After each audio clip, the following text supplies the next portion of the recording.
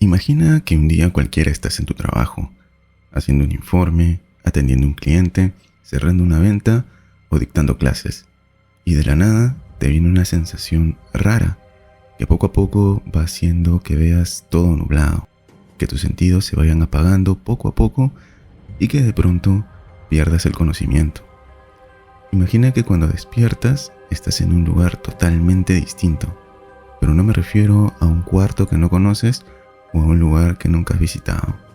Estás en un lugar fuera de tu realidad, desconfigurado para ti, un lugar que no es de tu tiempo y ya no eres tú, o mejor dicho, ya no estás en tu cuerpo. ¿Es la muerte, quizá? ¿El paraíso o el infierno? Ahora, si tú estás ahí, ¿quién está en el otro lado? ¿En tu cuerpo? ¿Un desconocido? ¿Alguien que hizo esto intencionalmente? ¿Alguien que viene de otro tiempo, de otro planeta quizá? Pero la pregunta más importante debería ser, ¿podré volver?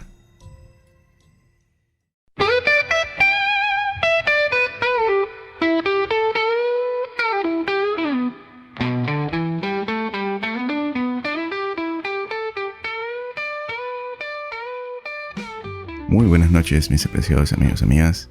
Les saluda su humilde servidor, Kevin Ruiz, y les extiendo una cordial bienvenida al podcast Leer por Puro Gusto. Para el episodio de hoy vamos a contar una de mis historias favoritas, definitivamente porque habla de viajes en el tiempo, aunque de una forma terrorífica. El día de hoy vamos a contar la historia de La sombra fuera del tiempo, de H.P. Lovecraft. Era inevitable contar otra historia de Lovecraft, y muy probablemente no será la última. Su genialidad creativa solo pudo haber sido detenida por la mismísima muerte. En el episodio anterior mencionamos que fue a los 46 años, un jovencito total.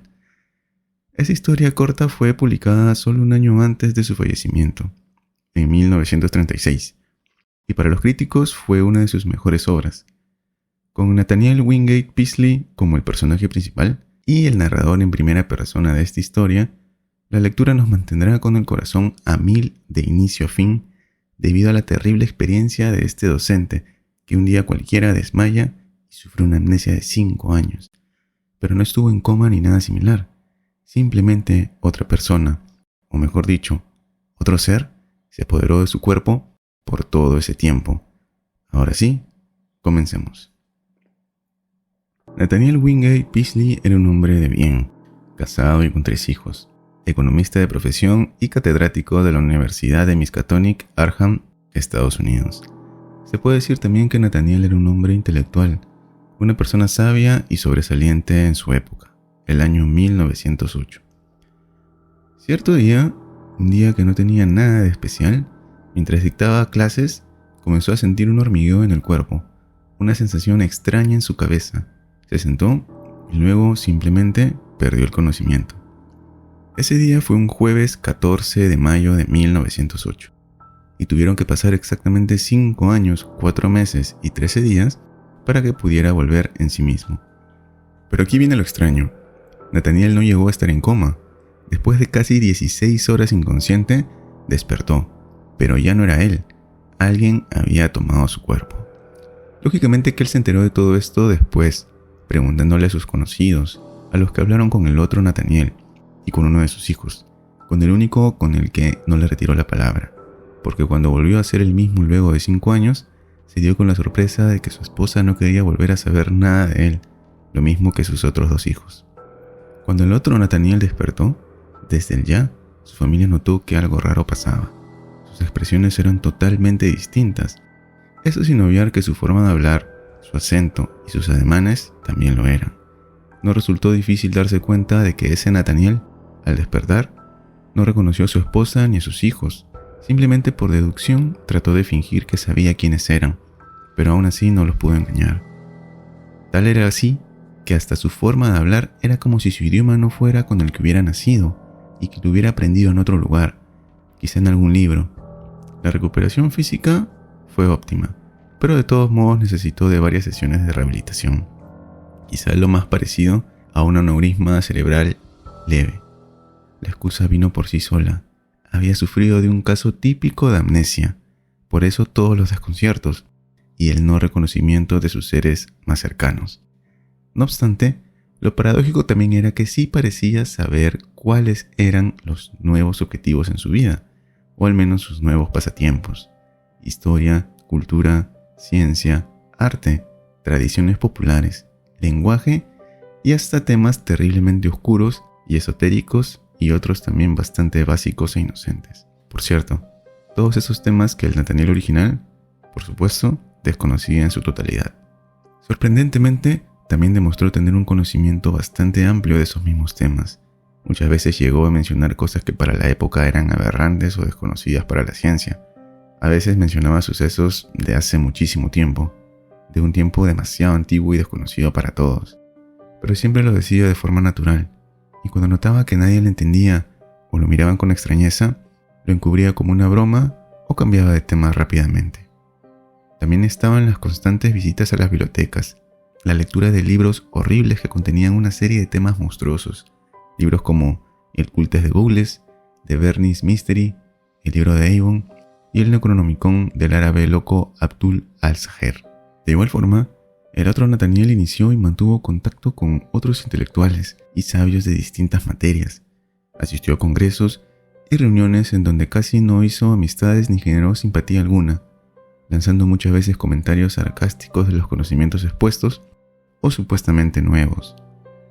Por último, y no menos importante, estuvieron los viajes que realizó. Fueron por periodos largos y a lugares totalmente impensados, como el Himalaya, los desiertos de Arabia, el Ártico y hasta por unas cuevas de Virginia, en Estados Unidos. Cabe destacar que durante todo el tiempo que estuvo el otro Nathaniel, lo aprovechó también en participar de diversas sectas. Hasta se podría decir que lideró varias de ellas, incluso que reactivó algunas, sectas malignas con secretos oscuros. A mediados de agosto de 1913 volvió a su hogar, abandonado ya por su familia, y comenzó a decir que se retiraría y que el Nathaniel de antes volvería. Lógicamente que nadie le creyó. Comenzó a ordenar la creación de piezas a diferentes empresas para crear un artefacto misterioso que solo ese Nathaniel podría describir e indicar qué funciones tenía. El 26 de septiembre de 1913, según testigos, un hombre llegó en un auto y se quedó durante toda la madrugada en su casa. Las luces se mantuvieron prendidas. A las 6 de la mañana del día siguiente, una persona desconocida desde algún teléfono de afuera llamó al doctor de cabecera de Nathaniel para que vaya y lo auxilie. Cuando el doctor entró a su casa, Nathaniel estaba en un sillón, inconsciente. A un lado se veían cenizas. Habían quemado todas las anotaciones hechas durante los 5 años, y de la máquina construida y el sujeto que lo acompañaba en la madrugada, nunca se volvió a saber. El doctor le inyectó unos medicamentos y Nathaniel recobró el sentido. Inmediatamente comenzó a continuar su clase de hace 5 años. Para él no había transcurrido ni un solo segundo. Volver a su vida normal le costó mucho, comenzando por no tener más a la esposa que lo había acompañado y le había dado 3 hijos. Al saber del tiempo que había pasado, le afectó en sobremanera, física y emocionalmente. Intentó volver a sus actividades pasadas, pero esto le fue imposible. La otra vida que había tenido le había llenado de incógnitas y un rompecabezas muy difícil de resolver, más aún porque comenzó a tener sueños muy perturbadores, sueños donde se encontraba en un lugar completamente distinto a la de nuestra realidad. Averiguando con personas de su entorno, al parecer, alguien había tomado su cuerpo, alguien que era de un tiempo muy distinto al actual. Pero eso era ir muy allá, era una locura. Sin embargo, no podía estar tranquilo ni un solo instante. Es así que, para aliviar su mente y su vida, decidió recorrer todos los pasos del otro Nathaniel: los viajes, los lugares, las bibliotecas, leer los mismos libros, consultar a las mismas personas, todo cuanto pudiese averiguar de su otro yo. Pareciera entonces que, durante esos 5 años, ese Nathaniel se había abocado en su totalidad a recolectar información de la época, temas generales y temas ocultos y desconocidos por la mayoría de personas. Como consecuencia de sus investigaciones, también descubrió que él no había sido el único al que le había sucedido esto. Cada 50 años en promedio, había información de al menos una persona con amnesia por años, haciendo las mismas actividades para luego volver a ser la misma persona. Casos documentados y otros simplemente mencionados en libros. En todo ese tiempo de investigación, los sueños no pararon. sueños que parecían mostrarle una especie de visita a otro planeta. Juntando entonces sus investigaciones con sus sueños, obtuvo la siguiente información. Su cuerpo, durante 5 años, había sido poseído por un extraterrestre, un Yitiano, para ser precisos, una raza muy poderosa y de una época muy antigua y también muy del futuro. La gran raza de los Yit, también conocidos como los Yitianos, era una especie de entidades extraterrestres inteligentes, muy superiores a la de los humanos. Su característica más notable era la capacidad de intercambiar mentes mediante coerción con individuos de otras especies, incluso a través de grandes lapsos de tiempo y espacio. Su forma en la Tierra era de grandes invertebrados cónicos, la forma de una especie prehistórica de la Tierra en cuyos cuerpos los Yitianos proyectaron sus mentes. En esta encarnación, construyeron una floreciente civilización unos 200 millones de años antes de la actualidad. Y sí, dije su forma en la Tierra, porque ellos eran de otro planeta, uno llamado Yit, del cual escaparon intercambiando mentes con esa especie en forma de cono en la Tierra. Su forma original, nadie la sabe. Su civilización, tal como existía en el pasado remoto de la Tierra, fue finalmente exterminada por una raza de seres extraterrestres, posiblemente extradimensionales, aún más antiguos que ellos, conocidos como los pólipos voladores, contra los cuales los Yitianos ya habían librado varias guerras terribles. Sin embargo, los Yitianos lograron sobrevivir proyectando sus mentes en masa nuevamente, en una futura raza insectoide que algún día heredará a la Tierra mucho después de que la humanidad haya desaparecido. Qué miedo pensar en eso, ¿no? Los Yitianos vivían en una sociedad que se describiría como similar a un socialismo autoritario. Construyeron varios países y también habilitaron algunos edificios que ya existían gracias a los pólipos voladores. Estos países rara vez entraban en guerra, aunque ocasionalmente se producían guerras civiles. A pesar de no necesitar combatir en casi ningún caso, contaban con un ejército muy poderoso que utilizaba armas capaces de crear descargas eléctricas devastadoras. Soldados así armados siempre custodiaban las ruinas y las trampillas donde se habían encerrado los pólipos voladores. Estos Yitianos tuvieron una relación traumática con estos seres pólipos, debido a sus atroces actos contra ellos. Mencionarlos era un tabú extremo y era muy difícil encontrar información sobre ellos. Muchos de estos pólipos fueron apresados en prisiones subterráneas en las ciudades, custodiados en extremo, para que no volvieran a salir a atacar y destruir todo. Cuando los Yitianos proyectados a otra era deseaban intercambiar sus mentes y regresar a su tiempo y cuerpos originales, necesitaban construir un aparato físico descrito como una construcción de varillas y espejos con ruedas, justamente algo similar a lo que estaba comentando Nathaniel con su caso. En relación con el tiempo transcurrido tras el intercambio original, ambos cuerpos debían permanecer vivos para que ocurriera el intercambio inverso. En caso de que el cuerpo huésped falleciera, junto con la mente yitiana expedicionaria que contenía, las mentes permanecían intercambiadas para siempre. Estos seres vivían mucho tiempo. Gran parte de su cultura residía en la acumulación de conocimientos de todos los tiempos y espacios. Cuando un yitiano intercambiaba mente con otra criatura, hacían todo lo posible por aprender sobre la sociedad, el arte y el conocimiento científico de la época. Mientras tanto, la mente de la criatura poseída era entrevistada o interrogada exhaustivamente por yitianos especialmente entrenados, quienes, si bien a menudo hablaban el idioma de aquellos a quienes interrogaban, podían también utilizar máquinas para reproducir los idiomas de aquellos que no podían. Nathaniel, con toda esa información que sumaba sus sueños con la investigación realizada, llegó a la conclusión de que uno había sido producto de lo otro. Los sueños no habían venido de la nada, sino que era toda esa información recopilada durante 5 años.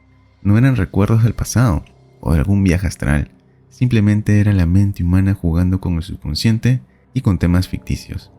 Pensar así le dio paz, al menos por un tiempo. Inició estudios en psicología, carrera que su hijo también había decidido estudiar, y juntos realizaron más investigaciones sobre su caso y casos similares y publicaron diversos artículos relacionados a su amnesia. La vida de Nathaniel volvió a tomar rumbo, sentido y hasta podríamos decir que alivio. Los sueños continuaron cada vez más largos y cada vez más claros, como si fueran realidad, pero para él ya eran simplemente eso, sueños. Y nunca dejó de anotar toda la información cuando despertaba, pero ahora lo hacía más como algo académico y quizá liberador. Todo iba así hasta que nuevamente llegó un día terrible. Una carta desde Australia, firmada por un ingeniero de minas, le enviaba fotografías de unos bloques de una antigüedad incalculable en el gran desierto arenoso.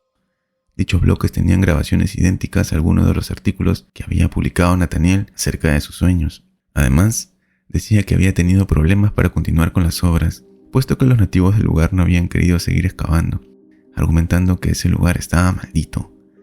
Pero probablemente no eran más que creencias sin fundamentos. El ingeniero le pedía a Nathaniel que fuera al lugar y que juntos continuaran con el hallazgo.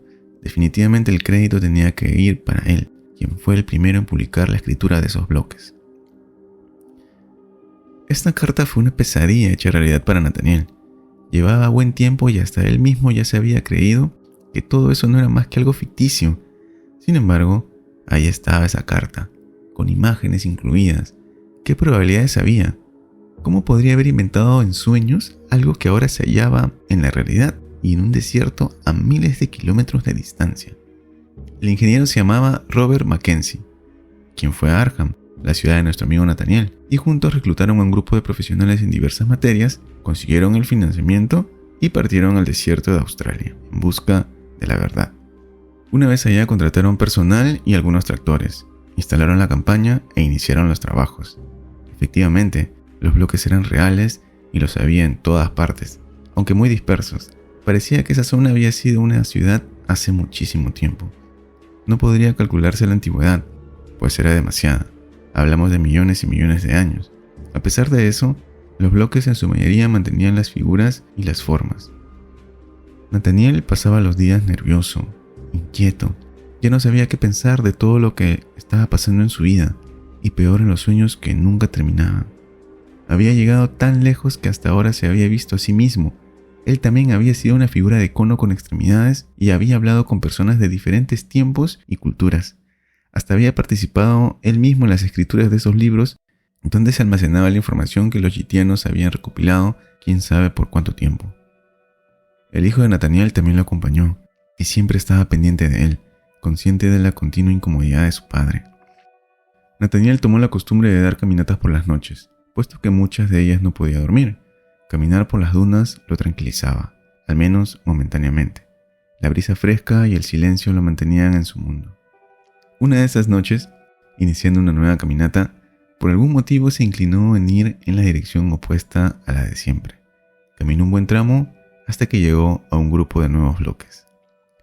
Se distrajo viéndolos y recordando mucho de las figuras que estaban grabadas. En uno de los instantes volteó y se dio cuenta que había una especie de entrada que antes no estaba. El pánico se apoderó de él. ¿Sería la entrada a uno de los edificios que tantas veces había visitado en sus sueños? Cualquier persona en su sano juicio hubiera ido a avisar y volvería al día siguiente, con la luz del día, y a continuar con el descubrimiento. Pero no Nathaniel. Algo dentro de él, en su mente, le provocaba un deseo insaciable por entrar a ese edificio debajo de la arena, siendo consciente de que en cualquier momento el viento podría tapar esa entrada y él nunca podría ser encontrado. Dejándose llevar por aquel terrible deseo, ingresó.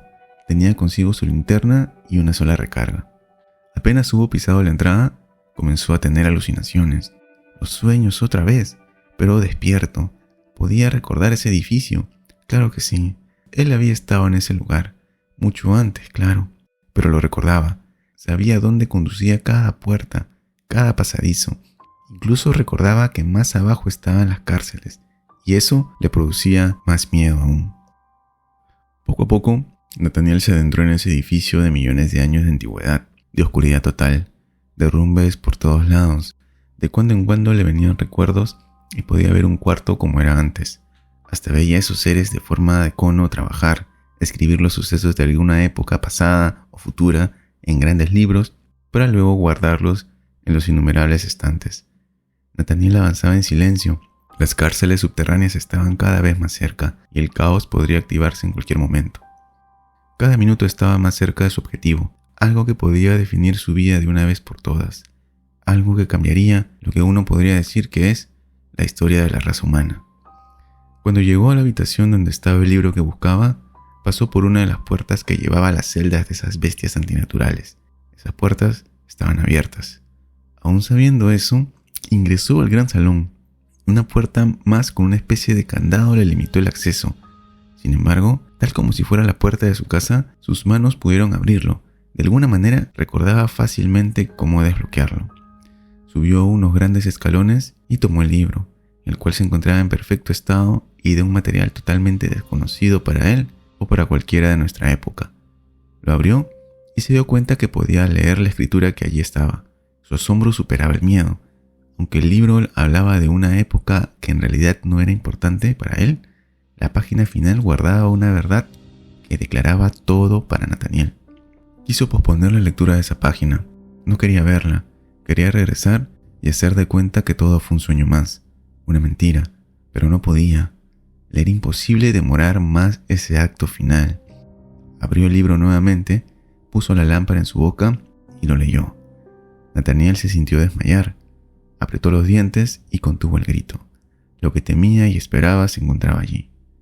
Ahora que eso cambiaba todo, decidió llevarse el libro para enseñárselo a su hijo y posiblemente al mundo entero. Aunque lo creyeran un loco, ya no importaba más.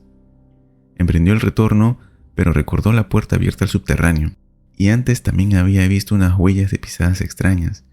El terror se apoderó nuevamente de él, pero esta vez para hacerlo caminar más rápido. Cada paso que daba sentía que alguien o algo estaba detrás de él. Cada salón que atravesaba sentía pasos. Escuchó un silbido, muy bajo, pero lo escuchó. Intentó calmarse diciéndose que había sido su imaginación, pero al rato lo volvió a escuchar y supo que era real. El pánico hizo que se paralizara. ¿Qué sería de él si esas bestias lo encontraran? Y si escaparan de ese edificio sumergido en arena, ¿qué sería de su hijo? ¿Qué sería del mundo entero? Tenía que subir por unos derrumbes y por el maldito destino el libro se cayó al fondo. Obsesionado con mostrar esta realidad, bajó a recogerlo, pero los bloques cedieron y Nathaniel también cayó, golpeándose repetidas veces y haciendo mucho ruido. Escuchó nuevamente un silbido y supo que no podía demorar más. Lamentablemente tuvo que dejar el libro. Su vida valía más. Corrió y corrió. Se cayó muchas veces más. Se raspó la piel y sus ropas. Todo su cuerpo estaba con moretones y ensangrentado. Cuando se dio cuenta, estaba ya afuera del edificio. Al parecer, se había desmayado de tanto esfuerzo. Quiso ver la entrada una vez más, pero ya no había nada. Solo los bloques, distribuidos por todos lados, como antes. Cuando regresó al campamento, todos se asustaron a ver su estado. No contó nada, solo les dijo que había sufrido unas caídas y en su caminata había encontrado esas piedras.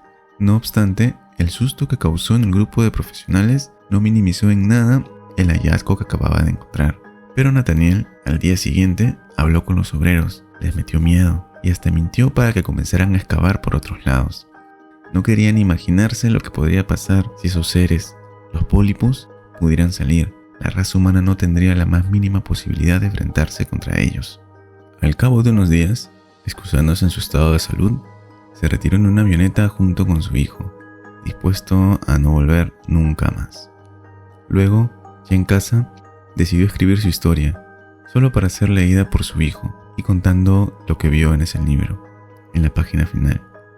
Caracteres de nuestro alfabeto latino, que formaban palabras en lengua inglesa, escritas del puño y letra del mismo Nathaniel, hace miles y miles de millones de años.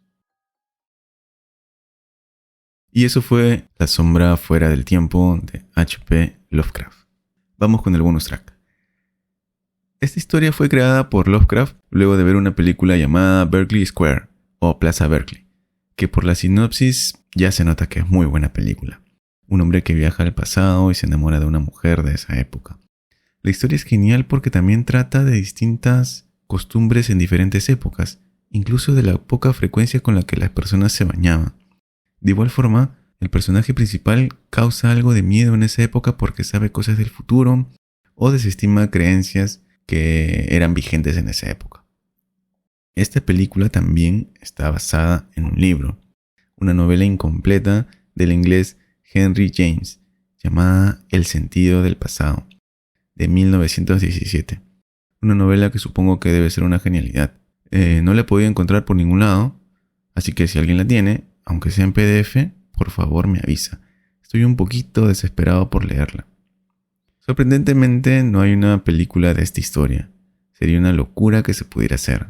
Esperemos que sí, en un futuro. Y bueno, eso fue todo por este 8º episodio, mis apreciados amigos y amigas. Espero que les haya gustado tanto como a mí. No olviden suscribirse y si pueden, si se animan, comparten el episodio con sus amigos. Les envío un abrazo a la distancia y que tengan muy buenas noches.